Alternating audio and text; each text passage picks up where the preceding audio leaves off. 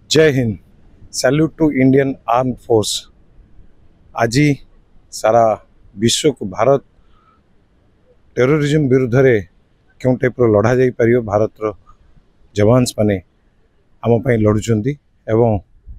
आमे समस्ते कोटि कोटि भारतीय सैल्यूट करुचु एवं आमे आज एन आर्टिस्ट आमर बालुका चित्रकला माध्यम आमे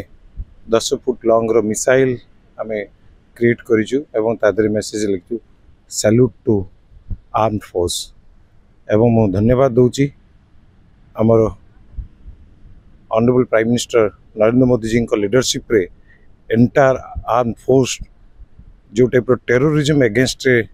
लड़ुंट क्या आम उपरे जो टाइप टेररिज्म अटैक होता जम्मू काश्मीर रे एवं तार जवाब भारत कड़ा भाव रे दे सारा विश्व को देखी जे भारत टेररिज्म को टाइप एलिमेंट करें। आज भारत तार पराक्रम देखी सारा विश्व को परिचय देछि जे